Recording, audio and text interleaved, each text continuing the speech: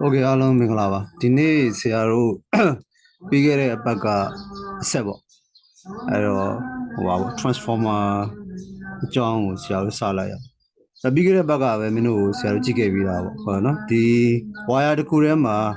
current seed wine. I current CA wire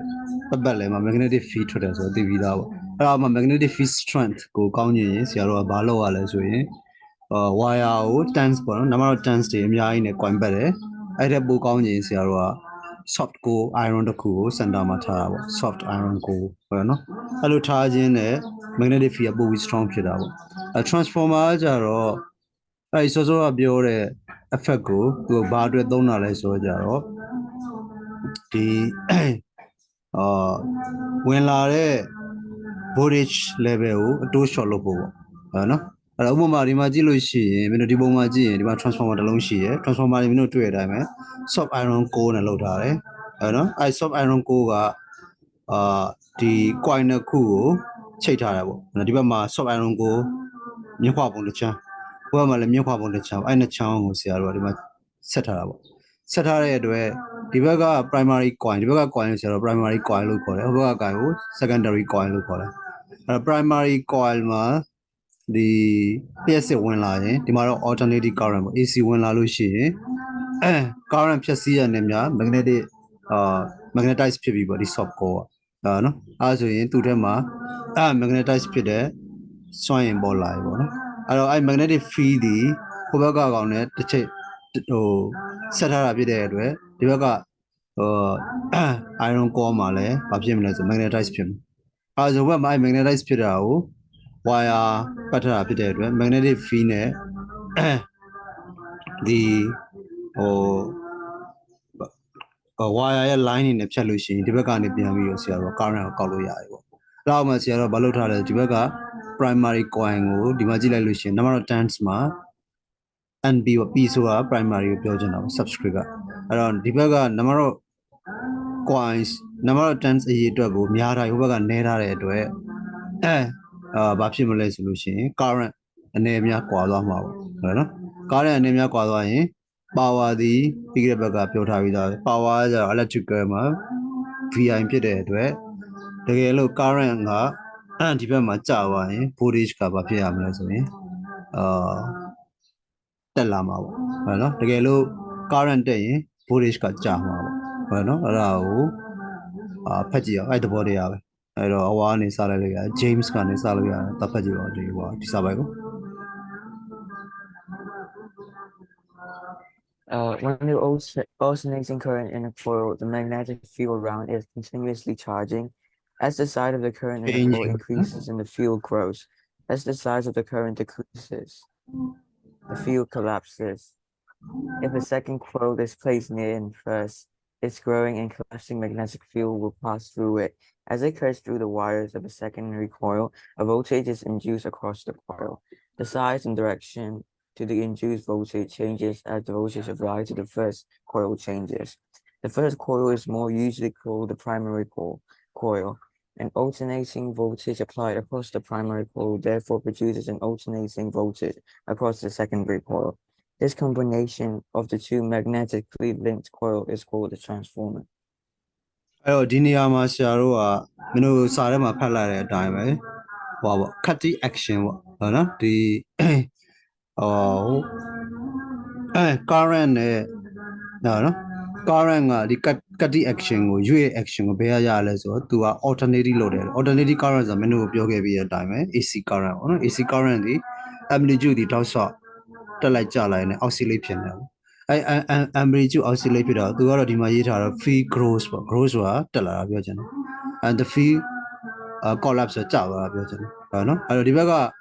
alternating current ဒီအတက်ကျရှိတဲ့အချိန်မှာပဲဟိုဘက်က magnetic field ကလည်းအတက်ကျရှိမှာပဲအဲဒါကြောင့်မို့လို့သူဒီဟိုဘက်က secondary coil မှာသုံးထားတဲ့ soft core မှာလည်း magnetic field က on and off ပေါ့တက်ကျဖြစ်နေအဲ့လိုတက်ကျဖြစ်တဲ့ဒီ carry action ကိုဖြစ်ပြီးတော့ဒီဘက်ကဘာကိုထွက်ပေးလဲဆိုလို့ရှိရင်voltage ကိုထွက်ပေးရပါအဲ့ဒါမှအခေါ်အဝေါ်ရဒီဘက်က coil ကို primary coil လို့ခေါ်တယ်ဝင်ဘက်ကို အထက်ကိုကြတော့ secondary coin လို့ခေါ်တယ်အဲ့ coin ရေးအတွက် primary coin နဲ့ secondary မှာ coin မှာပါတဲ့အပတ်ရေးပေါ့အဲ့တော့ number of tens က small letter n နဲ့တတ်မှတ်မယ် primary အတွက် subscript p ပေါ့ secondary အတွက် subscript က s ပေါ့ထွင်လောက်အောင် voltage မှာလည်း primary အတွက်က vp secondary အတွက်က vs ပေါ့ဟုတ်တယ်နော်အဲ့တော့သူ့ရဲ့အလုပ်လုပ်ဆောင်ပုံလေးအဲ့ဒါပဲအဲ့တော့ဒီမှာကြည့်ရင်စောစောကပြောတဲ့အတိုင်းပဲသူက power ဒီ constant ဖြစ်ရမှာဖြစ်တဲ့အတွက်ဟုတ်နော်ဟို power ဒီ law of conservation energy က constant တကယ်လက်တွေ့မှာတော့ constant ဖြစ်နိုင်လားဟိန် constant ဖြစ်နိုင်နော်တကယ်လက်တွေ့မှာအဲ့ဒါဟိုဘက်ဒီဘက်မှာ power transfer လုပ်ရင် constant ဖြစ်နိုင်နော် Are you gonna talk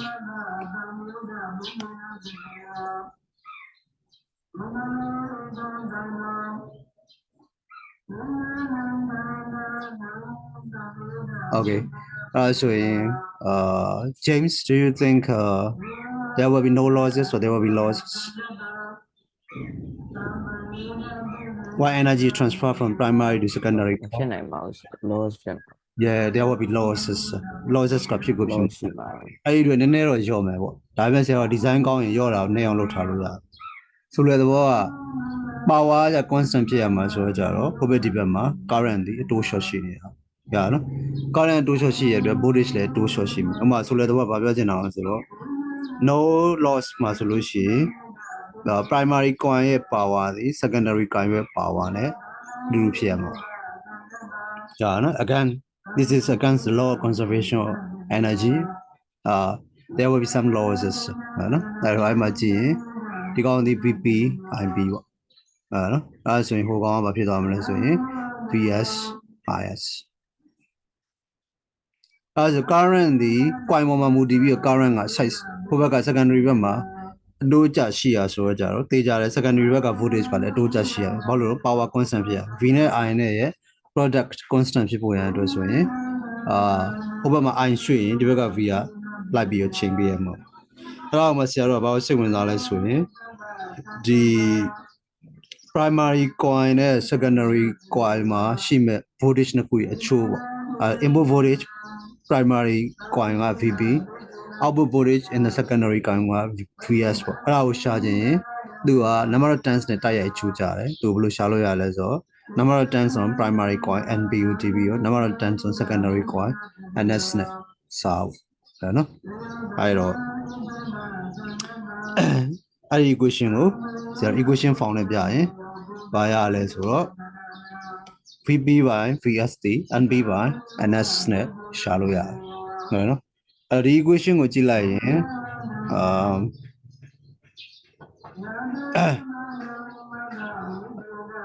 အဲ့ဒီ equation ကိုကြည့်လိုက်ရင် equation ကဒီပုံစံပဲပေါ့နော်ဆရာတို့ကသင်္ချာကိုပုံစံပြောင်းကြည့်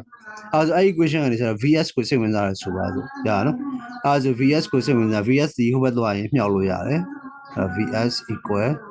အဲ့ဆို NP နဲ့ NS ကဒီဘက်ကိုလာရင်ပြောင်းပြန်ဖြစ်သွားမယ်နော် NS by NP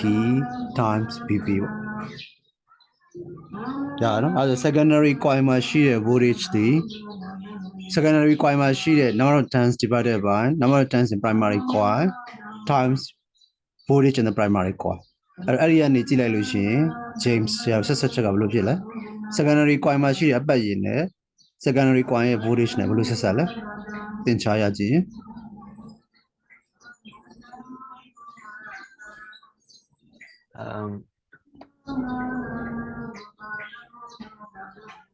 VS နဲ့ NS နဲ့ဒီ how is the relationship between VS and NS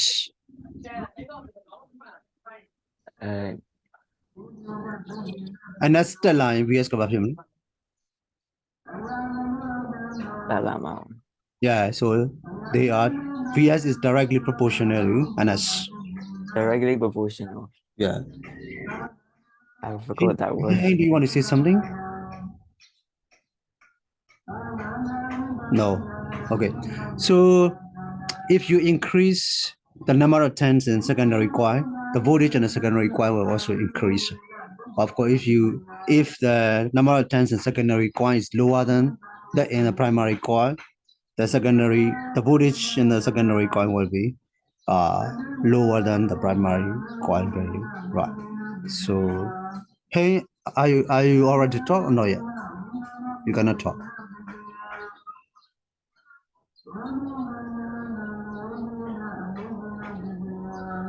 Okay, James, can you try to read that text again? So just tell me anywhere, anytime you find. Transformer changes. Okay, just go ahead. Transformer changes the size of an alternating voltage by having different numbers of turns on the input and the output sides. The relationship between the voltages across each of the coils is described by this equation. Input voltage by output voltage equals number of the turns on primary coil by number of the turns on divided by number of the coils on secondary coil. Yeah, you also read the equation Vp by Vs. Vp by Vs equal to Np by Ns. Yeah. So this equation is very straightforward and you can easily remember. So after you understand that, so I always tell my student not to remember by heart or by root learning, but instead you try to make sense and think about it. And after you have made proper sense and have an idea of what it is, now you're trying to remember the equation, right? So the way you remember is very easy because it's directly proportional. So BB by VS is just NP by NS, or you can write another way like other ways like VS by VP will be just NS by NP. So basically, as we have discussed earlier, this equation is just say that the size of the voltage in the secondary coil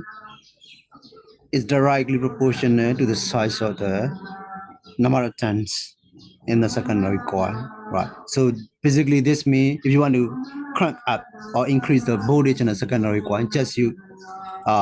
more turns than in the primary coil. Or if you want to step down or decrease the voltage in the secondary coil, you just use pure number of turns compared to the primary coils, right? So that is the message. And do you have any question or any comment? James, any comment or question? No, sir. No. Okay, good. And now let's No, look at, sir. yeah. Hey, do you have any comments or question?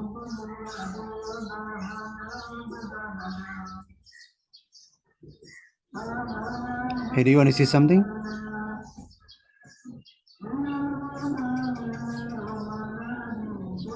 Okay. Then let's just go ahead with an example. So example is very straightforward, right? So if you look at an example, we have a transformer which has 100 turns on its primary coil. So we know the value of NS, it's NP in the primary coil. And we have 500 turns on the secondary coil. So we know NS is 500. If an alternating voltage of 2 volt is applied across the primary coil, so because it is the voltage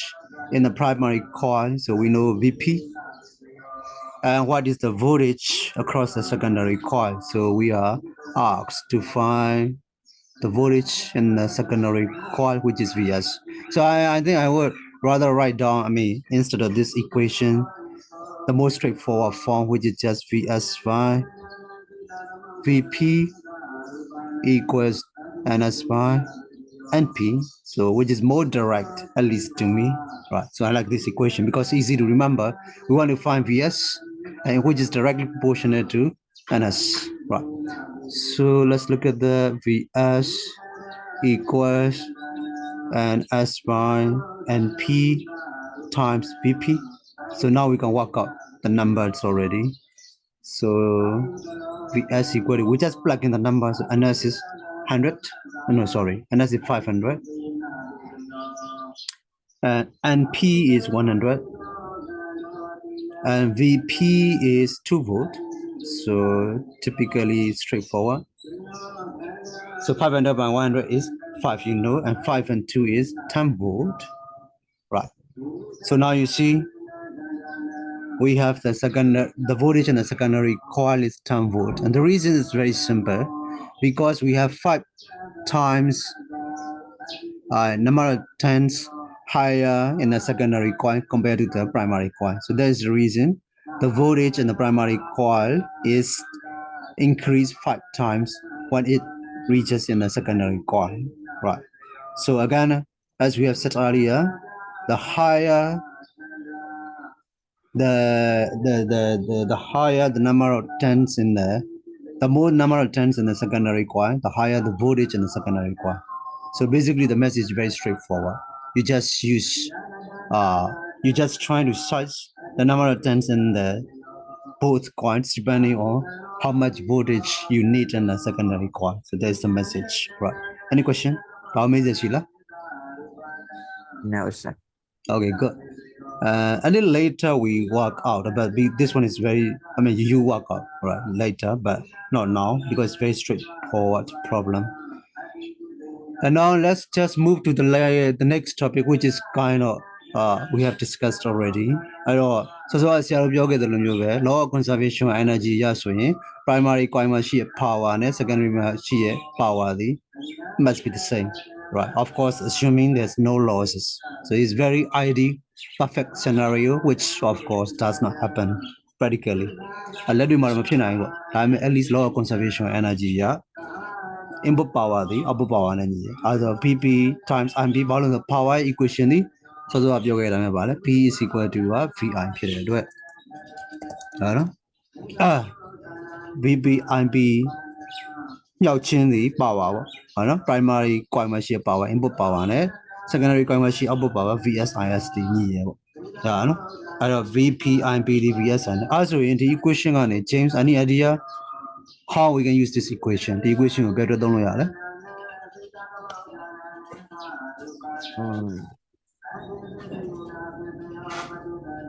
စောစောက number of turns နဲ့ voltage ဆက်ဆက်ချက်ကနေဘာရခဲ့ပြီလဲ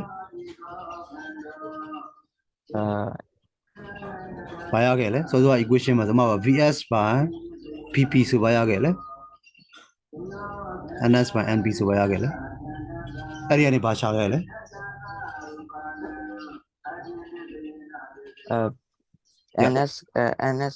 NS by NPN is a voltage. ဘယ် voltage ကိုရှာလဲ VS က PP လား VS ကိုရှာဆိုလေတော့ primary coil မှာရှိရ voltage သိတယ်နောက် number of turns တွေသိနေတယ်ဆိုရင် secondary coil မှာရှိရပါအောင်ရှာလို့ရပြီလား voltage ကိုရှာလို့ရတယ်အဲဒါဒီ equation မှာဆရာတို့သိတာဘယ်သူသိသွားပြီလဲ VS သိလားမသိဘူးလားသိတယ်အကယ်၍ primary coil ဘက်ကတာ VB ရော MP ရောသိခဲ့ရင်ဆရာဘာရှာလို့ရပြီလဲyes ရှာလို့ရပြီ Yeah secondary coil မှာဖြတ်စီရဲ့ current ကိုရှာလို့ရပြီပေါ့ဟုတ်တယ်နော်ဟုတ်ရှင်းနော် so this equation is normally used to find the current in the secondary coil မှာရှိရဲ့ current ကို output current ကိုရှာတာပေါ့ဒါနော်ဆရာတို့ပြန်ပြောမယ် secondary coil မှာရှိ output voltage ကိုဆိုတော့ number of turns နဲ့ voltage နဲ့ဆက်ဆက်တဲ့ဒီ equation ကရှာအဲ့ equation ကရခဲ့တဲ့ VS ကိုဒီမှာပြန်သုံးလိုက်ပြီးတော့ခုဘက်က primary coil ကပုံမှန်အဖြစ်တော့အကုန်သိရ voltage နဲ့ current သိရင် secondary coil မှာရှိရဲ့ current ကိုဆရာတို့ကရှာလို့ရပြီပေါ့အရှင်းတယ်နော်ဟုတ် okay then can you read that two paragraphs the paragraph နှစ်ခု anyway we have discussed already but we read it again ဒါကိုဖတ်ကြည့်ပါ It is very important to try and make transformers as efficient as possible. To keep any energy losses to a minimum, we use thick copper wire for the coils and use a soft iron core covered in a thin layer of plastic to connect the two coils. If a transformer is 100% efficient, then the electrical energy entering the primary coil each second equals to the electrical energy leaving the secondary coil each second. Another way of saying this is input power VPIP equals to output power VSIS. VPIP equals to VSIS. Yeah, အလုံးစောစောကပြောခဲ့တဲ့အတိုင်းပဲဒီမှာအရေးကြီးဆုံးဒီ transformer efficiency 100% ဆိုတဲ့သဘောက primary coil မှာရှိတဲ့ power ဒါမှမဟုတ် energy ကိုဟိုဘက်ကိုပို့တဲ့အချိန်မှာတရားဝက်ပြီး no losses တွေမရှိဘူးရှုံးတော့တာတွေမရှိဘူးလို့ assumption ယူထားလို့ဒါဒီစောစောပြောခဲ့တဲ့အတိုင်းပဲဒါလက်တွေ့မှာမဖြစ်နိုင်တဲ့ဟိုပါပေါ့ကောင်းလွန်းတဲ့ scenario ပေါ့နော်အပြင်မှာတော့ဆရာတို့ကတေချာပေါက်ဆုံးရှုံးမှုတွေရှိပြီ ရနော်အဲ့တော့အားလုံးမှတ်ထားမယ်နော်ဒီကောင်ကဘာပဲလဲဆိုရင် assuming no losses မရှိရဲ့အခြေအနေမှာ assumption လုပ်ထားတာပေါ့ဟုတ်တယ်နော်အဲ့ဆိုရင် example 2ကိုဖတ်ကြည့်ပါဦး James ဖတ်မယ်နော် When a voltage of a 12-volt AC is applied across the primary coil of a step-down transformer, there is a current of 0.4 ampere in the primary coil.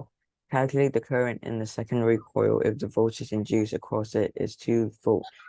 AC, assuming that the transformer is 100% sufficient.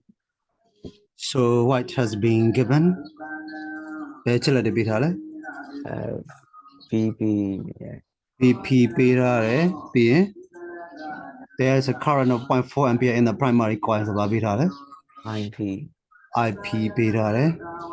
ဘာမေးလဲ calculate the current in the secondary coil ဆိုတော့ IS, IS ကို sorry IS ကိုမေးတယ်ပြီးနောက်တစ်ပါပေးသေးလဲ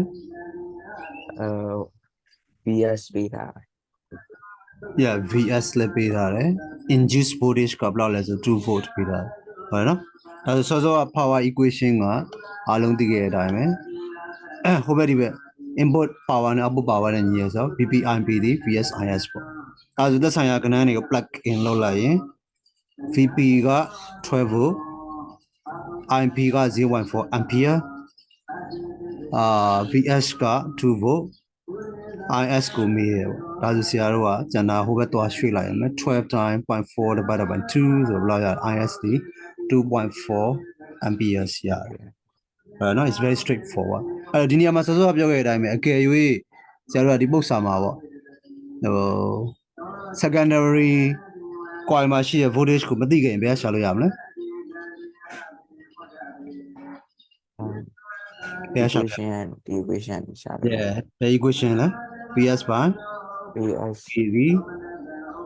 equal to yeah NS by NP. NS by NP ပုတ်စာကတော့ဗာပေးထားရမလဲဆို NS နဲ့ NP နဲ့ပေးထားရမှာပေါ့ဟုတ်နော်အဲ့တော့အကယ်၍ VS ပေးမထားခဲ့ပဲ NS နဲ့ NP တာသိနေရင်အခုဒီ equation ကနေ VS ကိုရှာရလာတဲ့ VS ကနေမှဒီ equation ထဲမှာထည့်တွက်လိုက်ရင် IS ကိုရပြီပေါ့ဟုတ်တယ်နော်ဒါကဆရာတို့ကဟောပါပေါ့theory ရဲ့ example ပုတ်စာရပေါ့အဲ့တော့ဒီမှာ James what kind of practical application or sense that you make ဒါကိုလက်တွေ့မဘယ်လိုသုံးရမလဲဆိုရယ် sense ရလားဘယ်လိုရလဲပြောကြည့်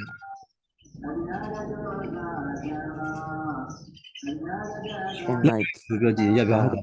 ရပြော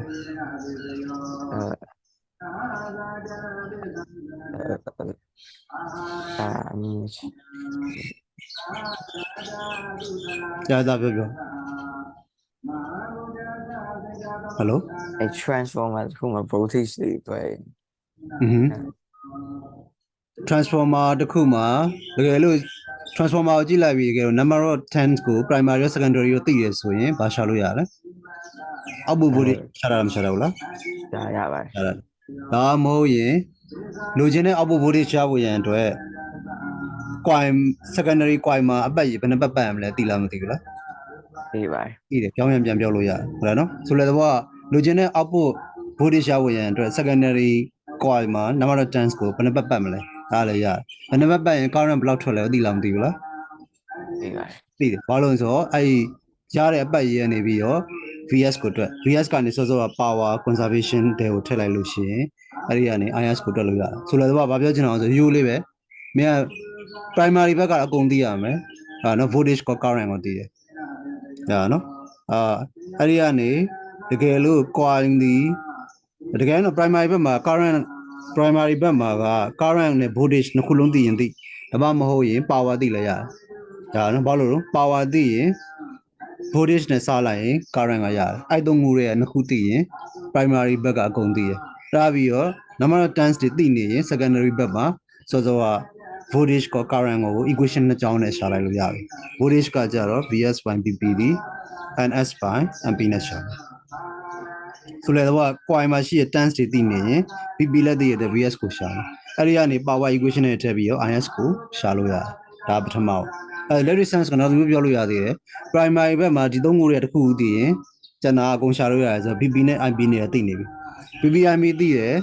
ဆိုရင် လိုချင်တဲ့ secondary voltage ကို design လုပ်နေဆိုတာလေအဲဆိုရင် number of turns in primary coil လည်းသိရဆိုရင် secondary coil မှာ number of turns ဘယ်လောက်ထားရမလဲလဲသိတယ်အဲ့လောက်ထားတဲ့ပုံမူဒီ current ဘယ်လောက်ထွက်မလဲလဲတွက်လို့ရတယ်ဆိုတော့ basically you are able to size the coils or the current or the voltage so you got the point right ဟဲ့ရနော်ဟဲ့နေပါလေ James ရနော်နေအောင်လို့ Yes. Okay any question or comment James ဒါဘာမေးမလဲ Not really. I get it. Okay good အဲ့ဒါမေးစရာမရှိအားလုံးဘာလုပ်မလဲဆိုတော့အဲ့ example 1နဲ့2နဲ့အခုတွက်မယ်တွက်ပြီးရောဆရာစီကို screenshot ပို့လိုက်အဲ့ဆိုအဲ့ပုဒ်စာနှစ်ပုဒ်ကိုအားလုံးပို့တွက်ပြီးသွားပြီဆိုတော့မင်းတို့အသုံးဝင်မလဲနားလည်ဘူးအဲ့ဒါဆိုပြန်ပြောရရင်ဟင်းသားဟောဒီ transformer တွေကိုဘယ်နေရာမှာသုံးလဲသူ့ဘာသူလဲရှင်းပြီးသားပါထပ်ပြောကြည့်ပါ transformer တွေကိုဘာလို့ဖို့သုံးလို့ရလဲအဲ့ဒါဆိုရင် voltage ပြောင်းတာလို့ current ပြောင်းတာ yeah voltage အတိုး short လို့ဖို့ current အတိုး short လို့ဖို့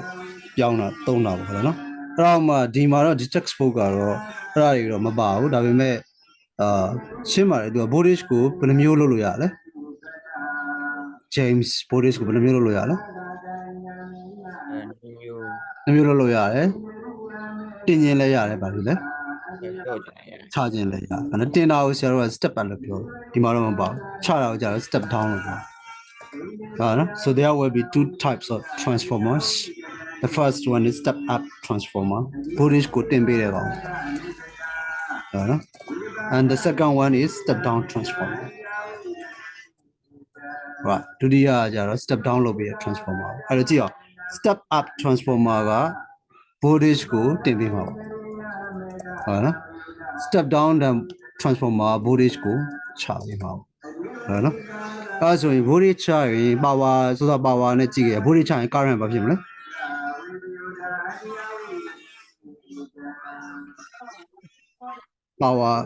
power yeah James you want to say okay တကယ်လို့အောက်ဘက်မှာ voltage ကျသွားရင် current ကဘာဖြစ်မလဲ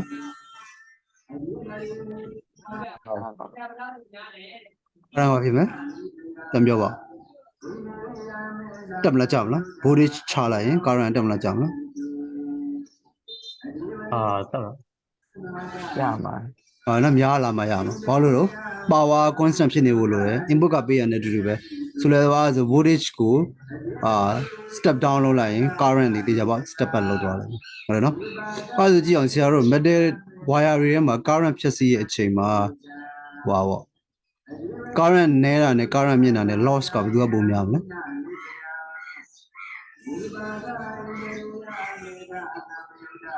ဟေး metal wire တွေထဲမှာ current ဖြတ်စီး current နဲတာကောင်နဲ့များတဲ့ကောင်နဲ့ loss ကဘယ်သူကပုံများမလဲအဲ့ကောင် loss ဆိုဘာလို့ energy loss ပေါ့ current နဲ့ကို metal wire တွေကို current ဖြတ်စီးရင်ဘာဖြစ်မလဲဆရာတို့heat current များလေ heat တက်လေအဲ့ဒါ heat တက်ရင် yeah heat တက်များကောင်ပို့ပြီး energy yes energy လွတ်တာတော့များတယ်ဒါပေမဲ့ current များရင်နောက်ထပ်ပြဿနာဘာဖြစ်မလဲ heat ရကြ heat ထွက်လာတော့ကောင်းလား heat ထွက်လာ no ဘာလို့လဲ heat က loss ပေါ့အပြင်ကိုထွက်သွားမှာကောင်းဟုတ်တယ်နော်အဲ့ဒါဆိုရင်ဆရာတို့ကတည်ယူနေတဲ့အချိန်မှာ current ကို short ခြင်းရင် voltage ကဘာလို့ထားမှာရမလဲ power အများကြီးတည်ခြင်းနဲ့ current short ခြင်း voltage ကဘာလို့ထားမှာလဲ yes ဟိန်းပြန်ပြောပါဦးဘာလို့ရမလဲ power equation ကိုကြည့်လိုက်ပါ P = VI ပေါ့တည်တဲ့အချိန်မှာ loss နည်းဝင်ရတယ်ဆို current နည်းလေးကောင်းတယ်ဆိုတော့နော် current နည်းနည်း short ခြင်းနဲ့ power ကြလည်းအများကြီးတည်ခြင်းနဲ့ဆို voltage ကဘာလို့ရမလဲ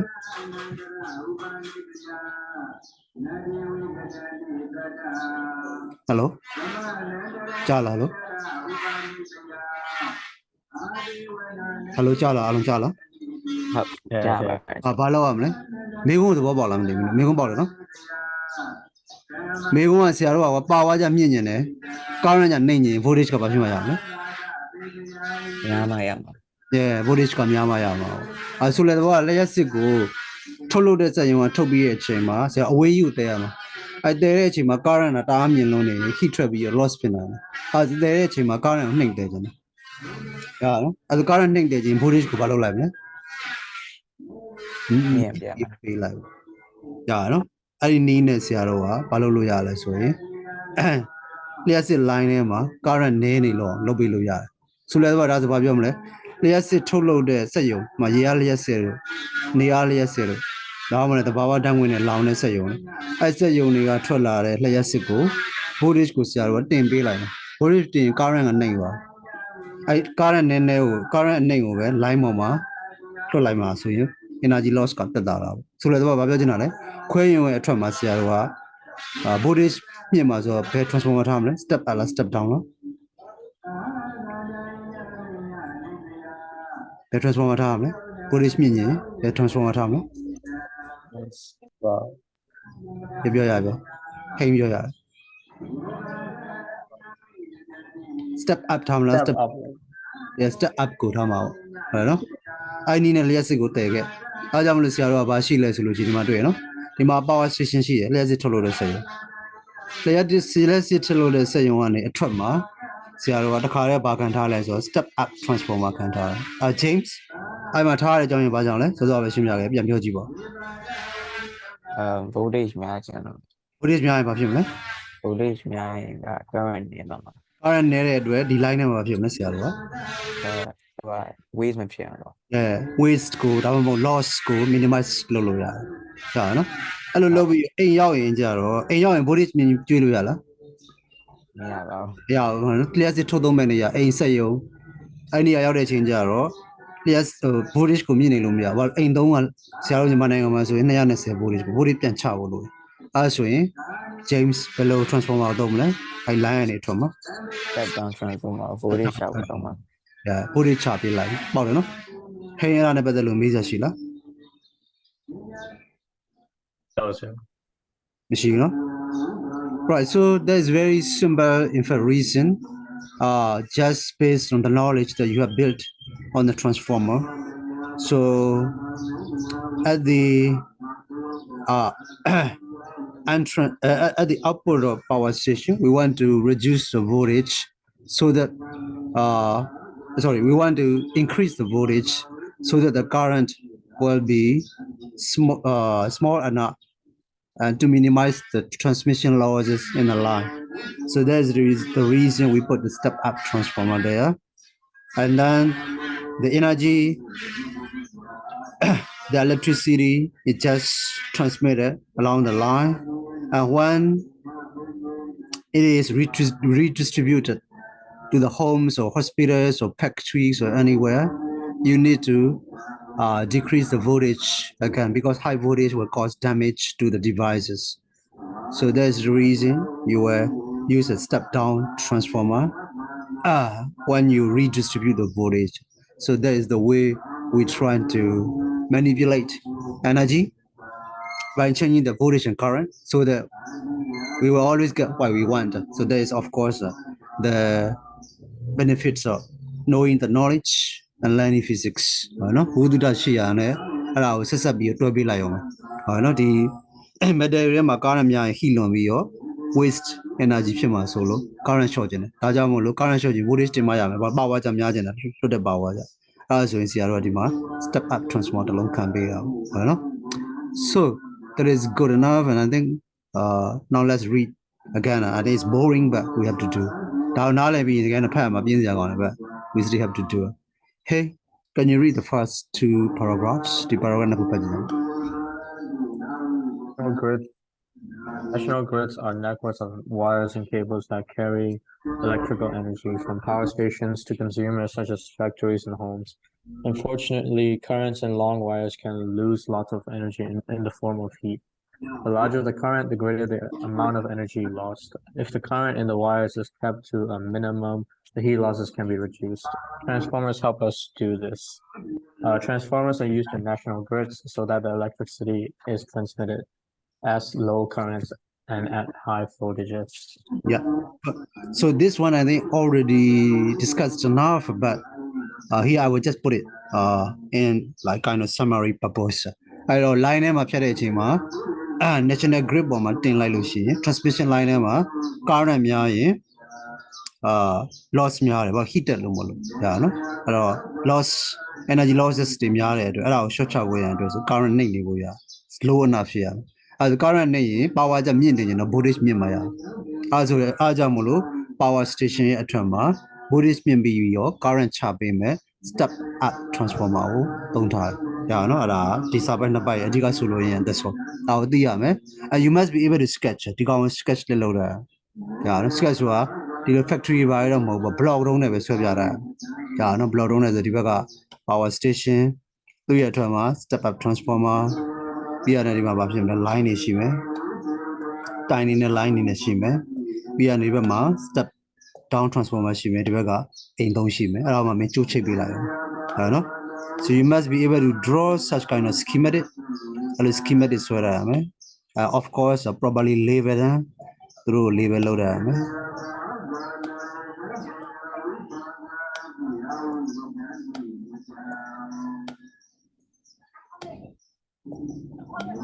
right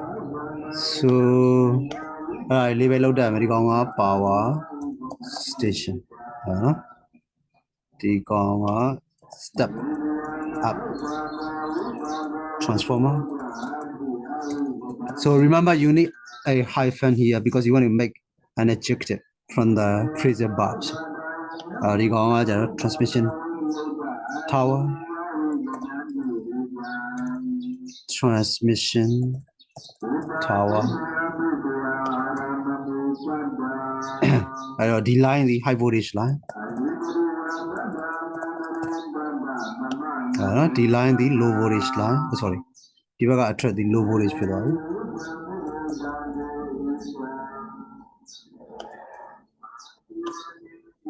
right ဒီကောင်ဒီကြိုက်တဲ့နေရာဖြစ်လို့ရတယ် it can be residential area residential or industrial အဲ့တချို့နိုင်ငံတွေမှာ industrial area နဲ့ residential area နဲ့ line voltage မတူအောင်ဖြစ်နိုင်တယ်နော်ဘာလို့လဲ industry ကပို့ပြီးတော့ပို့မြင့်ပြီးဆွဲတာအဲဆိုရင် transformer ခွဲတဲ့ transformer မတူလဲရတယ်ဟုတ်လားနော် so but အဲ့တော့ဆရာတို့အဲ့လိုခွဲဝေတဲ့စနစ်ပေါ့ဒီလိုမျိုးခွဲဝေတဲ့စနစ် power station ကနေပြီးတော့နောက်ဆုံးအိမ်သုံးရုံသုံးစက်ရုံသုံးအထိအဲ့လိုခွဲဝေတဲ့စနစ်မှာ devices တွေ tower တွေနောက် line တွေအဲ့လိုဆွဲတာကိုဆရာတို့ဘောရရဘာလို့ခေါ်မလဲဆိုတော့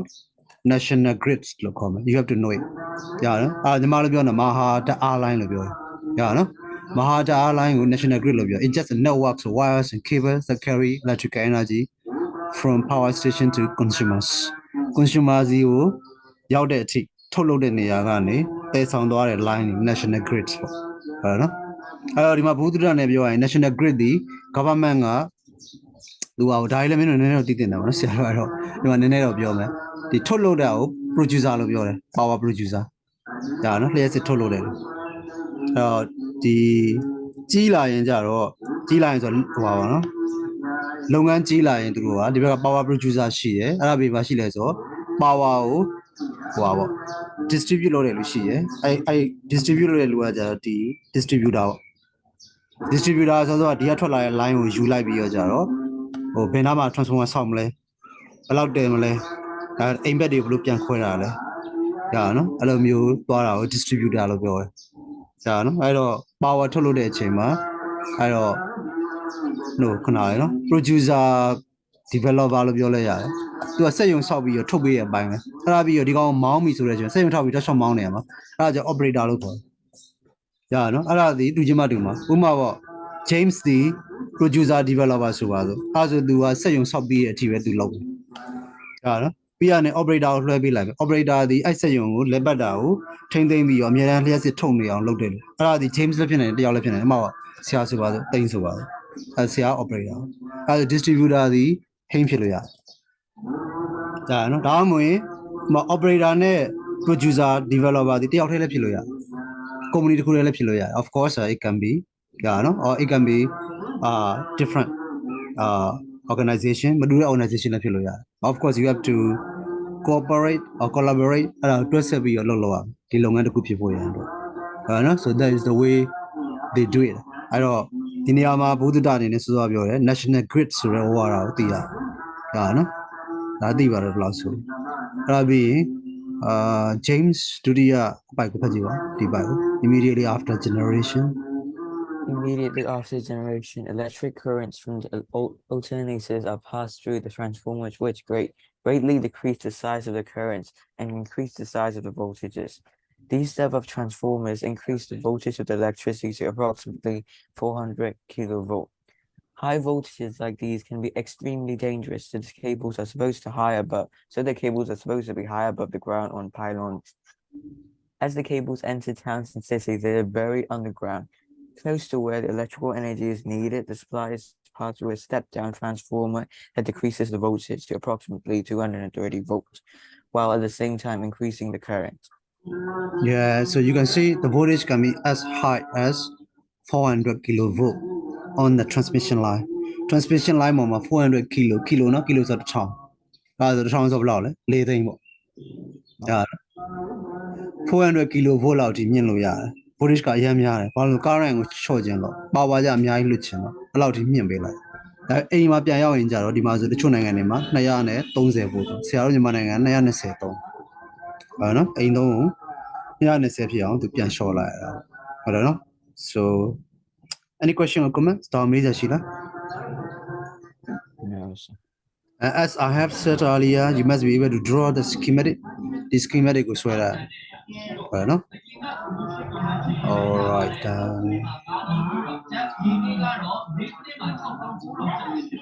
Okay. So in ဆရာတို့ကဒီမှာဟိုဖြစ်သွားပြီနောက်ထပ် topic တစ်ခုဖြစ်သွားတယ်အဲ့ topic တစ်ခုကနောက်တစ်ချိန်မှာပဲတစ်ချက်ကြည့်အောင်အခုလောလောဆယ်ဆရာတို့က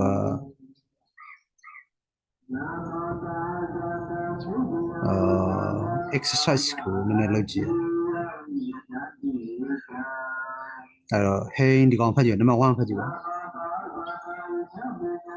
The diagram below shows a long wire placed between the pole of the magnet. Yeah. Write what happens when there is a current in wire from A to B. Okay, we can start from there.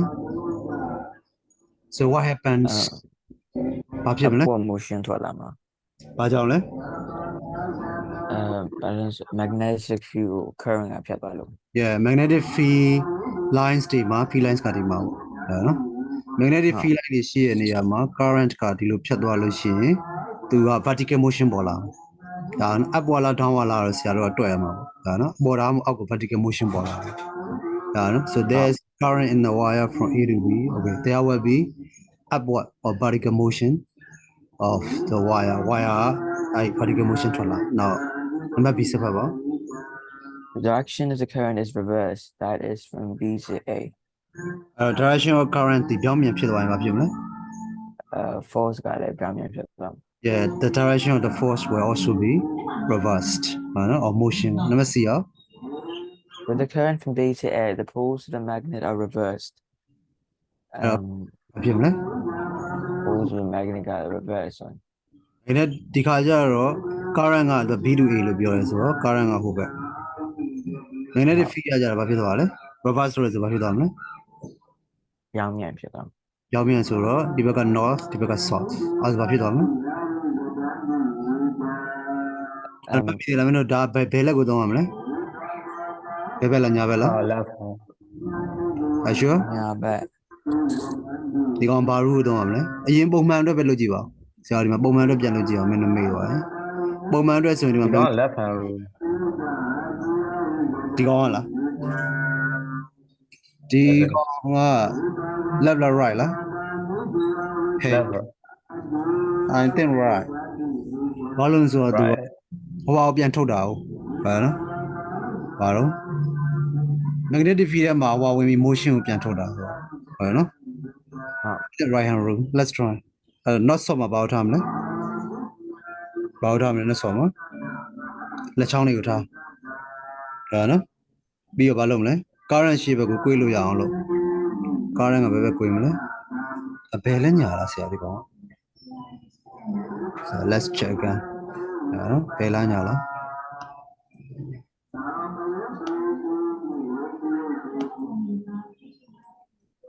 ခေါင်းဝယ်သွားမှာညဘဲနဲ့ဆိုရင် ဟာနော်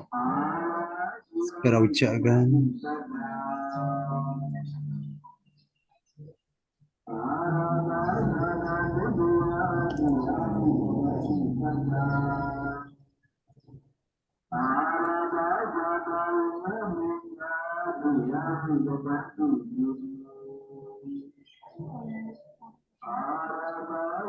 no ဟိုပါပဲညာပဲယူရမှာ right hand မယ်နော်အားလုံး right hand မယ်ဒီမှာသူဒီဆရာတို့သင်္ကန်းစာမှာပါတဲ့ပုံကြည့်အောင်သင်္ကန်းစာမှာပါပုံဆို not short ကဒီလိုသွားတာဆိုညာဘက်မှာလက်ချောင်းနေထားလိုက်ထားပြီးရောမင်းတို့ကဘာလုပ်မလဲ current shape ကိုကွေးလိုက်လက်ချောင်း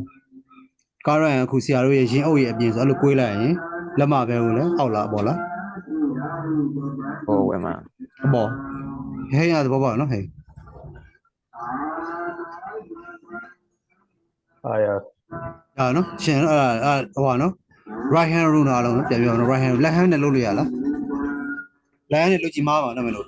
not short ထားပြီးဟိုဘက်ကွေးလိုက်လက်မအောက်ရောက်နေမှာတွေ့ရနော်ဟာနော်အဲ့တော့ဆရာတို့ကပြန်ပြောရင်လက်ချောင်းတွေကိုဒီမှာထားတာလက်ချောင်းပေါ့အဲ့လက်ချောင်းကိုကားရမ်းဘက်ကိုကွေးလို့ရအောင်လို့ကွေးလိုက်ကွေးလိုက်လို့ရှင်လက်မသည်အပေါ်မှာထောင်းနေတာအဲ့တော့ movement wire သည်အပေါ်ကိုဖြစ်တယ်ဟင်းရတာရှင်းနော် yes အဲ့စောစောကဒီ direction က James မှန်လားမလားမင်းပြောတဲ့ direction စစချင်းပါနံပါတ် B တို့ကဘယ် direction ဖြစ်မလဲနံပါတ် A တို့ကဘယ် direction ဖြစ်မလဲ နံပါတ် A က လောက်ကြည့်လိုက်လက်တွေကွေးကြည့် ဟော ဘယ် direction လဲ ကွေးလိုက်တာကတဲ့ဟင်းကွေးအထက်ကကွေးမှာအ လက် ပေါ် ချောင်းအတွင်းကိုကွေးရမှာကားရန်အတွင်းလာတာဆိုတော့ဒီဟိန်းပြောဘာပြောချင်လဲ movement ဒီ up လား down လား up no downwards ဘာကားရန်အထဲဝင် alright ရှင်းနော် yeah movement ဒီ downward ရှင်းနှစ်ယောက်လုံးရှင်းလာတယ် no ကနေစောက်ကဒီလိုသွားတာ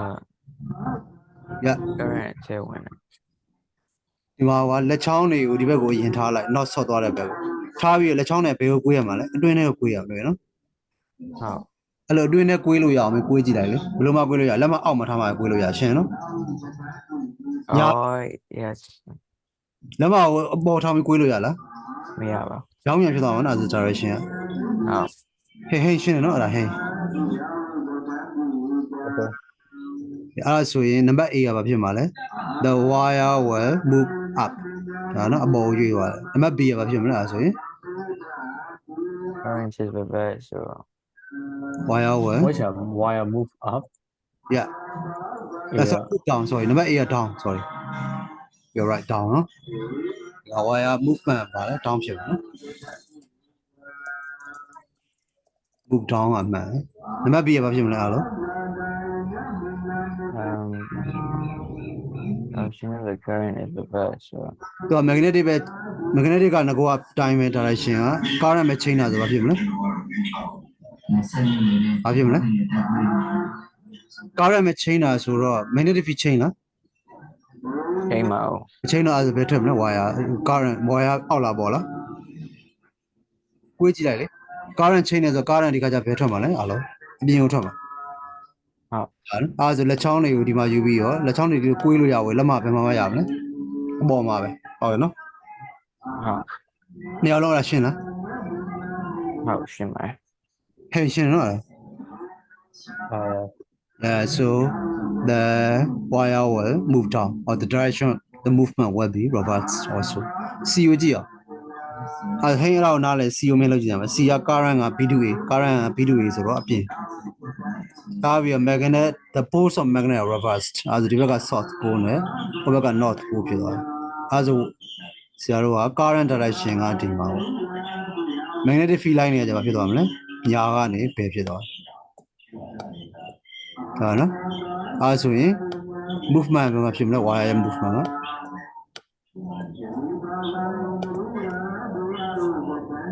ဟိမဘာဖြစ်မလဲ movement က up or down အဲ့လိုရိုးလေးကဘာလုပ်မလဲလက်ချောင်းတွေကိုဆရာတို့တချမ်းတော့နော်လက်ချောင်းတွေကိုဘယ်မှာထားမလဲ magnetic field ကိုထား magnetic field ကဘယ်ကနေညာသွားဆိုမင်းလက်ချောင်းနဲ့ဘယ်ကိုထားမလဲဘယ်ဘက်ကိုလဲထားရှင်းနော် လက်ချောင်းတွေပဲလှည့်ပြီးတော့အခုက current ကအပြင်ထွက်တာလားအတွင်းထွက်တာလား အပြင်တော့ အပြင်ထွက်ဝင်ရတယ်လက်ချောင်းအပြင်ကွေးရမှာအဲ့ဒါဆိုလက်မပဲမရှိလဲ ဟုတ် ဘယ်မှာရှိလဲ ဟုတ် အောက်မှာညာနော်အဲ့တော့ C ရဲ့အဖြေကဘာဖြစ်မလဲ down yeah downwards. နော် move down ဖြစ်မယ်ရှင်းနော်အဲ့တော့ရှင်းနော်ဆိုလဲတော့ဘာပြောချင်တာလဲနှစ်ခုလုံးကိုပြောင်းပြန်လှည့်လိုက်ရင်သူ move down ဖြစ်သွားတယ်အတူတူပဲပေါ့ငကိုတော့ effect နဲ့ညာနော်ဆိုလဲတော့ current အထဲဝင်မယ် magnetic field ကဒီလိုရှိမယ်ဆိုရင် move down အောက်ပို့ပါအောင်အဲ့မှာနှစ်ခုလုံးကို field နှစ်ခုလုံးကိုပြောင်းပြန်လှည့်လိုက်မယ် current ကိုလည်းဟိုဘက်လှည့်မယ် magnetic field ကိုလည်းပြောင်းပြန်လှည့်လိုက်မယ်ဆိုရင်ကြတော့သူလည်းပဲ move down ပဲဘာလို့ဆိုနှစ်ခုလုံးလှည့်လို့တစ်ခုလှည့်ရင် direction change ပါနော်ရိုးလေးပဲညာနော်တစ်ခုကိုလှည့်လိုက်ရင် direction change သွားမယ်နှစ်ခုလုံးပြောင်းပြန်လှည့်လိုက်ရင် direction ကငကိုတိုင်းပဲဟုတ်ရှင်းနော်မေးစရာရှိလား any questions တော့မေးစရာရှိလား She vows. alright အဲ့ဒါဆိုရင်နံပါတ် D ကိုဆက် there is a large current in the wire larger current ဖြစ်ရင်ဘာဖြစ်သွားမလဲ A stronger force. stronger force ဘာမှမဝင်ဘာဖြစ်မလဲ faster Stronger. ဒါနော် Faster. faster လို့ပြောလို့ရတယ်ဒါမှမဟုတ် stronger force နဲ့အပေါ်ကိုသွားမယ်လို့လည်းပြောလို့ရတယ်ဟုတ်နော်နောက်နံပါတ် 2 ကိုကြည့်ရင် hey နံပါတ် 2 ဖတ်ကြည့်အောင် hey simply ဘယ်လိုဟင်းကြလားနံပါတ် 2 ဖတ်ကြည့်မယ် a simple label diagram of a moving coil loudspeaker yeah အဲ့ဒါတော့မင်းတို့စာအုပ်တခြားကြည့်ထားပါတော့နော် movie coil loudspeaker ကိုသူကဘယ်ပေါ်ပဲခြေခံထားရလဲ electric field ပေးလိုက်ရင် magnetic ထွက်လာတဲ့ effect ကိုပဲဗာပြထားရလဲတုံးထားတာသူကဟုတ်တယ်နော်အားလို့ရှင်းတယ်နော် electric ပေးပြီးဗာထွက်တာလေသူက magnet ထွက်တာ Ah, မဟုတ် electric magnet မဟုတ်နော် magnetic field နဲ့ electric field နဲ့ဖြတ်ရင်ဗာထွက်တာလေ force ထွက်တာ force. အဲ့ဒါကိုတုံးထားတာပဲနော်အဲ့ဒါဒီမှာကြည့်အောင်ဒီပုံပေါ့ဒီမှာ layer 6 wire ပေးလိုက်တယ် current ပေးလိုက်တယ်အဲ့ဒါမှ magnetic field နဲ့ current နဲ့ဖြတ်ရင်ဗာထွက်လာမလဲ Force. force ထွက်လာဒါနော်အဲ့ force ကဒီကျိုးတွေကိုဟိုပါပေါ့ဒီ current ရဲ့ direction ကိုပြောင်းပေးရင် cutting action က direction များနဲ့ change နေတာဖြစ်တယ် force ရဲ့ direction နဲ့ change ရင် coin ဒီကျိုးတွေရဲ့ vibration effect ရပြီး sound wave ဆရာတို့ကထွက်သွားတယ်ရှင်းတယ်နော်ဟုတ်လား Ah, ဒါနော်အဲ့ဒါကိုမင်းတို့ကအကျန့်ဆွဲရရမှာနော်ဘာလို့လဲဒီမှာမင်းတို့ simple label diagram နဲ့ဆွဲခိုင်းနေတယ်အဲ့ဒါလွဲပါတယ်အလဲမှာ e ပုံကိုအရင်ဆွဲပြီး magnetic light ဟိုပါ wire ကိုထည့်လိုက်နောက်တစ်ဘက်က wire ဝင်လာပြီး wire ပတ်လိုက်အဲ့ပြီး magnetic field line တွေဆွဲပြီးတော့ဒီဘက်ကအပြင်ကဟိုဆွဲမယ်ဆရာတို့ကဘာလို့non magnetic KC ကိုဆွဲ horn ပေါ့ horn ဆွဲပြီးရင်အဲ့ဒီရဲ့ magnetic field ရဲ့အလဲမှာကျိုးပေါ့ string ဒါနော် string ထည့်ပေးလိုက်ဟိုဘက်ဒီဘက်ဒါပဲပေါ့ဒါနော်အဲ့ဒါပြီး wave ထွက်တယ်ဆိုတော့ပြဝေ sound wave ပြတယ်ပုံလေးပါထည့် that's all ဒါနော်အဲ့မှာသုံးတဲ့ magnet တွေမင်းတို့မှတ်မိသေးလားပြန်မေးကြည့်ရရင် permanent or temporary soft magnet ကိုသုံးမလား permanent magnet ကိုသုံးမလား James ဘယ် magnet သုံးမလဲ permanent magnet. ဘာဖြစ်လို့လဲဘာကြောင့်လဲ Hello, sir. ဒီဘာကြောင့် permanent magnet ကိုသုံးနေတာလဲ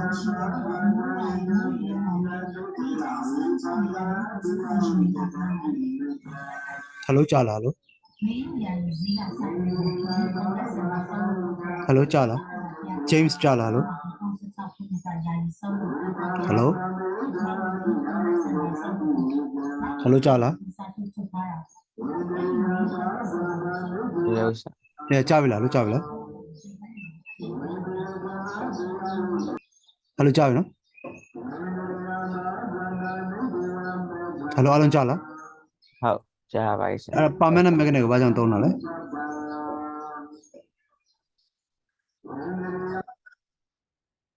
permanent magnet ကိုဘာလို့သုံးတာလဲအားလုံးကြားလား how? Java is ဒီဘာကြောင့်သုံးလဲ permanent magnet ကို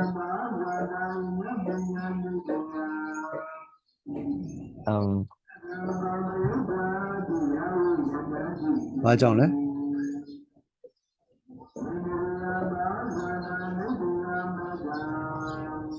ဒီမှာထုတ်ချင်တာပါလဲအားလုံးထုတ်ချင်တာပါလဲဆရာ force ocean now. force ကိုထုတ်ချင်တာဆိုတော့ဘာနဲ့ဘာနဲ့ဖြတ်ရမလဲ magnetic field line နဲ့ဟိုပါပေါ့ electric current နဲ့ဖြတ်ရမလဲတောက်လျှောက်ဖြတ်နေမှာရအောင်အဲကြောင့်တောက်လျှောက်ရှိနေတဲ့ permanent ကိုယူထားတာအားလုံးရှင်းတယ်နော်အဲဒါကြောင့်မလို့အသိရမယ်နော်ဘာလို့ permanent magnet ကိုသုံးတယ်လဲဆိုတာအဲ့တော့ဟိန်းနံပါတ် B ဆက်ဖတ်ကြည့်ပါနံပါတ် B ကို made by the speaker when a signal is passed through its coil. so signal ကဒီ coil ကိုဖြတ်သွားတဲ့အချိန်မှာဘာဖြစ်လို့ sound ထွက်လာတာလဲဘာဖြစ်လို့လဲရှင်းပြကြည့်ပါ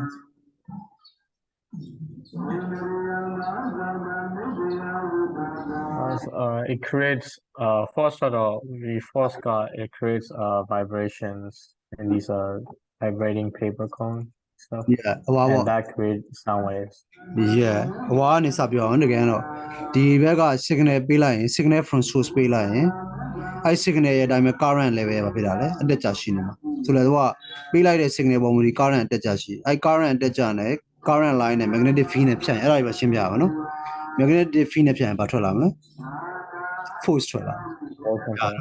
အဲ့ထွက်လာတဲ့ force amplitude နဲ့ဟိုဟာနဲ့ဘယ်သူပုံမူဒီလဲ signal မှာရှိရဲ့အပြောင်းလဲ current ရဲ့ level ပေါ်မှာဖြစ်လဲမူတည်တယ်အရှင်းနော် Yes ဒီနည်းနဲ့ထွက်လာတဲ့ force ကဟိုပါပေါ့အပြောင်းလဲဖြစ်ပြီးတော့ကြတော့ကျိုးပေါ်မှာ vibration effect ရတယ်အဲ့ vibration ကြောင့်မလို့ဘာထွက်လာလဲ sound ထွက်လာတယ်ရှင်းနော်အဲ့တော့မင်းတို့တခြားရှင်းပြမယ်စာလည်းပြန်ဖတ်နော်ဆရာတို့ကစာလည်းပြန်ဖတ်ထားမယ်တခြားရှင်းပြနိုင်ဟုတ်နော်ဒီမှာပေါ့ဒီ pipe ဒါနော်အဲ့တော့ electric current ကcoil ကိုဖြတ်တယ် signal ဖြတ်တယ်ပေါ့ဖြတ်လိုက်ရင် current ကနေပြီးတော့ကြတော့ဟော current နဲ့ဒီမှာ the field of coil and permanent magnet creating magnetic field pattern and changing the strength and direction ဒါနော် and this in turn applying rapidly changing forcesဖြစ်လာတကယ်တော့ဒီ bike ကအချုံရေးလို့ရတာနော် electric field နဲ့ magnetic field နဲ့ဖြတ်လာရင်ရနော်အဲ့ဖြတ်တဲ့ဥစ္စာကနေ changing pattern တွေထွက်လာတယ် magnetic field changing pattern အဲ့ magnetic changing pattern ကြောင့်မို့လို့ဟော rapidly changing forces direction ရော magnitude ရော change တဲ့ force တွေပေါ်လာပြီးတော့ vibration ကိုဖြစ်စေတယ်ဒါနော် vibration ကြောင့် sound ကိုထွက်လာပြီးအတန်ကြာတာဖြစ်တယ်ဒါနော်အဲ့ဒါကိုတခြားရှင်းပြဟုတ်ပြီနော်အဲ့တော့ we stay at number 3 James can you read number 3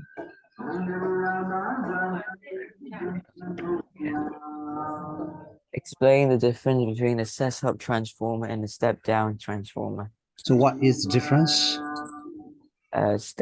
Step-up transformers increases the voltage and reduces the current. you have to use Well, output ထည့်ပါနော် output voltage ကိုဘာဖြစ်တာလဲ increase လုပ် voltage will increase the voltage ပဲပြောလို့မရအောင်နော် increases the output voltage ဟိုကောင် decreases the နော် voltage နံပါတ် B စဖတ်မယ် Explain where step-up and step-down transformers are used in national grids. and that we have said many times but I think you try to answer again ပြန်ဖြည့်ကြည့်ပါဦးလား Power station ရဲ့နေလာတဲ့အချိန်မှာnational grid တွေကိုဘယ်လိုပြောသွားမဲ့ပို့မဲ့ချိန်ကြရင်energy loss မဖြစ်အောင်လို့ current ကို short ပြီး voltage ကိုများများထားပြီးအဲ့ဒီမှာ step up transformer နဲ့ voltage မြင့်ပြီးအောင်လုပ်တာ good နောက်ပြီးမှ home နေအိမ်တွေကိုရောက်တဲ့ချိန်ကျမှ voltage ကြီးက home နေအိမ်တွေကိုရောက်ဖို့အတွက်များလွန်းနေတဲ့အတွက် step down transformer သုံးပြီး voltage ကို short ပြီး output voltage ကို short ပြီး Messi စဖတ်မယ် explain why transformers are used in national in သူက national grids. ဆိုတော့မင်းရှင်းပြတာမှာနံပါတ် C ကမှရှင်းပြတာပြီး why နံပါတ် B ကဘာပဲမေးရလဲ where ရပဲမေးရဟာနော် sorry ဆိုတော့ဆရာမသိလိုက် Oh, yes. where ဆိုနေရပဲဒီကောင်ဆိုရင် step back ကဘယ်မှာသုံးမလဲ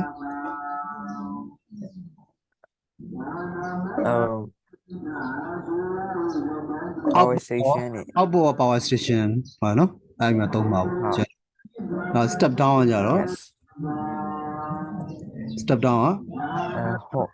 home နေမရောက်ခင် ဟာ input နော် input ဒီတော့ home ရဲ့ input မှာသူသုံးမှာပေါ့ဒါနော်နံပါတ် C ရမှာဆိုတော့ရှင်းပြတာပြန်မပြောတော့နော်ရှင်းပြပြီးသားဆိုဟုတ်တယ်နံပါတ် C ရဲ့ဖြစ်ဆိုတော့ရှင်းပြပြော so AI transformer ရဲ့ကျွန်တော်ရှိမှ AI ရှိရဲ့ transformer ရဲ့ step down transformer ပဲ transformer ကတကယ်တော့အိမ်တစ်လုံးချင်းအတွက်မရှိဘူးပုံမှန်ဆိုဘွားမှာပဲထားတာနော်မင်းတို့ရက်ကွက်မှာခွဲယုံလေခွဲယုံရဲ့ရက်ကွက်အတွက်ခွဲပြီး transformer အိမ်မှာရှိသားတော့အိမ်မှာရှိလား အိမ်မှာလေ transformer တို့ဆိုရင်ဘုံကြီးရကြဘာလို့ပို့တာကြာကြာ အဲ့ဒါကြဘိုးကမြင့်မှုဖြစ်လာတယ်ဘာလို့လဲဆိုတော့တကယ်လို့လာရလိုင်းကကျနေခင်ပြန်မြင့်ပေးရဘောပေါ့လား sometimes that happen because a lot of homes using the same line and then voltage can be very low which is not enough မလောက်ဘူးမလောက်တဲ့အချိန်မှာအိမ်အတွက်တီးတန်းကြပါပြန်ပေးရမယ် line ကျနေပြန်မြင့်ပေးရမှာဟုတ်တယ်နော် yeah that's a good point sometimes you do need step up transformer at home to increase the voltage in case it is low due to overconsumption ရှိနေလို့ line မပေးနိုင်လို့ကြာပါရင်ပြန်နေပေးဖို့ဟုတ်တယ်နော် ကြာ transfer မှာကြာ transformer ရဲ့မှာကြာ step up နဲ့ step down နှစ်မျိုးခွဲထားတယ်ဆိုတော့တစ်ခုထဲမှာနှစ်ခုလုံးလုပ်လို့ရတယ်မရှိဘူး normally we don't need to use like that တစ်လုံးထဲမှာပဲအခုတင်ခုချလောက်စရာလိုလား လုံးနေရာခွဲပြီးပဲလောက်တာမလို့တစ်လုံးစီအားကြောင့်ခွဲထားတာများ but I think that's good sometimes we have to think out of the box that's good questions and hey nyana hey number 1 ဖတ်ကြည့်ပါ explain why a big voltage of a DC voltage is applied across a primary coil. So Will not work if a DC. So basically it means the transformer will not work if DC voltage is used ဘာကြောင့်လဲ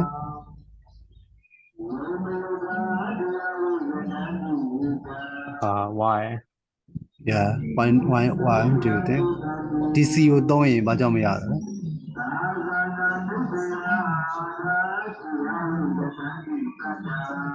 DC ကိုသုံးရင်ရိုးရိုးလေးပဲဟိုအဓိကဆရာတို့ကအဲ့လို magnetic field ဟိုပါပေါ့ကောင်းကောင်းညှို့ရန်အတွက်ဘာဖြစ်ဖို့လိုလဲ cutting action ကိုရဖို့လိုတယ်နော် Yes. ဆိုလည်း field ဒီတက်လာလိုက်ကျလာလိုက်ဖြစ်နေမှာ grow ဖြစ်လိုက် collapse အဲ့မှာ cutting action လောက်တာနဲ့အတူတူပဲဟုတ်တယ်နော်ဒါအခုလိုမျိုးတကယ်လို့ cutting action DC သုံးရင် cutting action ရသေးလား DC ဆိုတာအငြိမ်နော် voltage ကအများကြီးငြိမ်နေမှာ cutting action ရလားရလား မရပါဘူး ဟင်းရလားရလား so maybe we need to read again ဒါမင်းတို့အဲ့ဒါမရှင်းရင်မပြန်ဖတ်ကြည့်ဘူးဆရာတို့ဒီမှာကြည့်ရင်အဓိကဒီမှာ the size and direction of induced voltage changes the voltage applied to the first coil changes အဲ့တော့အဓိကဒီမှာ as it cut through the wire of second coil ရဲ့ wire ကိုဖြတ်တဲ့အချိန်မှာဖြတ်တဲ့ဒီမှာနော်ဒီဘက်မှာ primary coil မှာပေးတဲ့ AC ပေးတယ် AC ပေးတော့ voltage ကဘာဖြစ်လဲတောက်လျှောက်အတက်ကြဖြစ်တယ်အတက်ကြဖြစ်တာဒီ cutting action လို့ဖြစ်တယ်အဲ့လိုသူတက်ကြဖြစ်တဲ့အတွက်ဒီဘက်မှာရှိတဲ့ soft core ထဲမှာလည်းဘာဖြစ်မလဲ magnetic field က strong ကဘာဖြစ်လာမလဲတက်လာလိုက်ကျလာလိုက်ဟင်းရတော့ပေါ့နော်ပေါ့လားဒါဒီ current ဒီထက်မှရှိရဲ့ current ဒီသူကတက်လာလိုက်ကျလာလိုက်ဖြစ်တယ်ဘာလို့လဲဆို alternating current ကိုသုံးထားတယ်နော်ဆိုလည်းသူတက်တဲ့အချိန်မှာ magnetic field က strong တက်လာမှာသူကျတဲ့အချိန်မှာ magnetic field က strong ကျအဲ့လိုအတက်ကျဖြစ်နေမှာရနော်ဆိုတော့ဒီကိုလုံးမှာရှိရဲ့ magnetic field ဒီအတက်ကျဖြစ်မှာအဲ့ဒီ magnetic field အတက်ကျဖြစ်မှာအတက်ကျဖြစ်တာဒီဘာနဲ့အတူတူပဲလဲအသွင်းထုတ်လုပ်ပေးရတဲ့အတူတူပဲဝါယာတွေကိုဟဲ့ရသဘောပေါက်လားပေါ့နော်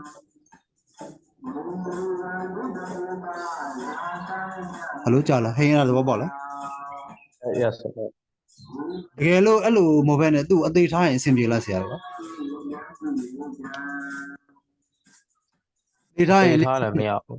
ဒေထားရင်လက်စစ်ထွက်လားမထွက်ဘူးနော်လက်စစ်ကဘာဖြစ်မှထွက်မှာလဲ cutting action ကိုရမှာရမှာဒါမှကြည့်နော်အဲ့ဒါကိုနားလဲဖို့လိုရနော်အားလုံးဒီပုံကိုကြည့်လိုက်ရင်ရိုးလေးပဲဒီမှာဒီထဲမှာ current ထွက်ဖို့ရတဲ့ magnetic field ဘာဖြစ်မှရမှာလဲအသွင်းထုတ်လုပ်ပြီး field line တွေက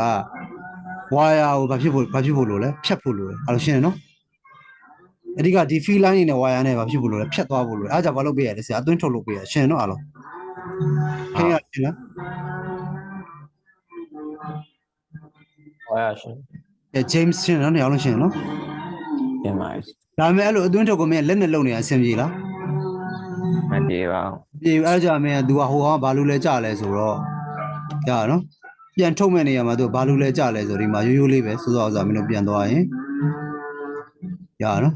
ဆရာတို့ကရိုးရိုးလေးတွေးလိုက်ဒီထက် current ထက်ချင်တော့ဒီထက် current ထွက်ဖို့ရတဲ့ဆိုဒီဘက်မှာဘာလို့လို့ရစောစောလဲ magnetic အတုံးလိုက်ယူလာပြီဘာလို့လို့ရလဲ magnet permanent magnet ယူလာပြီ तू အတွင်းထုတ်လုပ်ပြီးရင် current ထွက်လာမှာပါနော်ဒါပေမဲ့အဲ့မှာဆရာတို့ဘာလို့နေလဲ mechanical motion လက်တော့မဟုတ်ဆက်နဲ့တွန်းနေရမှာခင်ရတာရှင်းတယ်နော်အဲ့ဒီရှင်းတယ်နော် Yes, sir. အဲ့လိုလုံးမဲ့သားဆရာတော့ဘာလုပ်လိုက်မလဲလူလဲကြတယ်သူက soft magnet ကိုပဲတုံးလိုက်တယ်ဒီထဲမှာ ရိုး soft magnet ဒီတုံးကြီးပေါ့အဲ့တုံးသုံးပြီးအဲ့ magnetic field ကိုပဲ on off လုပ်ပေးတာဖွင့်လိုက်နော်ရော့သွားလိုက်တိုးလိုက်ရော့သွားလိုက်တိုးလိုက်လိုက်အဲ့ဒီဘာနဲ့အတူတူပဲလဲဖြတ်ပေးရတဲ့အတူတူပဲကတ်တိလုပ်ပေးရတဲ့အတူတူပဲအားလုံးပေါ့လေနော်ဒါအားကြောင့်ဒီဘက်မှာဆရာတော့ဘာလို့လဲကြရတယ်ဆိုဒီဘက်ကျတော့ပြောင်းမြန် current ပေးလိုက်ပြီးအဲ့ current ကိုဆရာတို့ကအနှိမ့်မြင့်ချပေးတာနှိမ့်လာလိုက်မြင့်လာလိုက်မြင့်နှိမ့်လာလိုက်မြင့်လာလိုက်အဲ့ဒါဘာဖြစ်လဲဆိုတော့ဒီဘက်က iron soft iron core ထဲမှာ magnetic field တွေတက်လာလိုက်ကျလာလိုက်အဲ့တက်လာလိုက်ကျလာလိုက်ဒီ wire ပေါ်မှာတက်လိုက်ကျလိုက်ဖြစ်တဲ့ cut action ကိုရတယ်ဆိုတော့သူကတန်လိုက်တုံး permanent magnet ကိုထည့်ပြီးအသွင်းထုတ်လုပ်တာ ਨੇ အတူတူပဲထိန်းရသဘောပေါက်လားနော် Yeah, yeah. အားကြောင့်မို့လို့သူကဘာလို့ရလဲဆရာ alternating current လို့အတက်ကြလို့အတက်ကြမဟုတ်ရင်မင်းဘာနဲ့အတူတူလဲ magnetic တုံးကြီးပါ drive ချထားတာ ਨੇ အတူတူပေါ့ဟုတ်တယ်နော်အားဆို drive ချထားရင်ဆရာတို့က cut action မရတဲ့အတွက် current ထွက်သေးလား ထွက်တော့ဆရာသတိထားမယ်နော်၃မျိုးနော် motion ရယ် magnet ရယ်ဖြတ်မှာ current ထွက်မှာဒီမှာမှ motion ရဲ့ကိုစားသူကဘာလုပ်ထားအရွေကြီးတော့ပါမနေပဲနဲ့တန်လိုက် fee ကိုပဲအတိုး short လုပ်ပေးလိုက်အတိုး short လုပ်တာဒီအရွေပေးရတယ်အတူတူပဲအဲ့မှာ fee strength ကအပြောင်းလဲဖြစ်လာပြီးတော့ cut action ရပြီးတော့ current ထွက်တာအားကြောင့်မလို့ဆရာတို့က AC မှလုပ်ဖြစ်မှာ alternating current မှာဆိုလေတော့ဒီဘက် current ဒီအနည်းအကျအနှိမ့်မြင့်ဖြစ်နေမှာ magnetic field strength ပြောင်းမှာ strength ဒီနှိမ့်လိုက်ကြလိုက်ဖြစ်နေမှာ cut action ကိုရပြီးတော့အရွေနဲ့တူသွားပြီး current ထွက်မှာ otherwise we won't get it အားကြောင့်မို့လို့ DC ပေးလိုက်လို့ရှင် transformer လုပ်ဖြစ်သေးလားမဖြစ်တော့ရှင်းတယ်နော် Yes. James any question But DC ပေးလိုက်ရင်တော့မရတော့ stationary လို့ DC ပေးလိုက်လို့ရှိရင်ဒီမှာ current အပြောင်းလဲရှိသေးလားမရှိလို့ရှိရင်ဒီဘက်က magnetic field line တွေရောအပြောင်းလဲရှိသေးလားရှိသေးလားမရှိတော့ဘူးเนาะမရှိတော့ရင်ဒီ magnetic ဒီထဲမှာရှိရင် magnetic field တွေကဘာဖြစ်နေမှာလဲအသေးဖြစ်နေအသေးဖြစ်ရင် magnetic field ရွေ့လားမရွေ့လို့ရှိရင်သူတို့ cut action ရသေးလားဆရာတို့ cut action ရမရရင် current ထွက်လားထွက်တော့ရှင်း so it's very simple you cannot transfer energy or voltage or current through the secondary coil if you use this DC because if you use the DC the current will be just stationary or constant then the magnetic field is constant so as the magnetic field is constant there will be no cutting action between magnetic field and the wire then there will be no current effect which is no? Any question or comment yes sir no yeah come on number F James number F ko phat ji ba A transformer has 2,200 turns on its primary coil and 5,000 turns on its secondary coil. Calculate the voltage across the secondary coil when the voltage of 2 volt AC is applied across the primary coil. So what are given data by beta and P and B net and S net beta. yeah MP and N S beta လဲပြီးရင် voltage or 2 volt AC is applying ဆိုတော့ဗာပေးထားတယ် primary coil ဆိုတော့ BP ကိုပေးထားဟုတ်တယ်နော်နေတာဗာမေးလဲနေတာဗာ BS ကိုမေးထားဒါဆိုတော့မင်းတို့ကြည့်ခဲ့တယ်ဗာလဲ VS by BP ဒီဗာလဲ NS by NB NP we can even work out now လောက်ရမလဲ NS က5000 NB က200 VB ကဘယ်လောက်လဲ2 volt ဘယ်လောက်ရလဲ50 yeah 50 volt ရနော်ရှင်းနော်အားရှင်းနော်yes Yeah, so because you use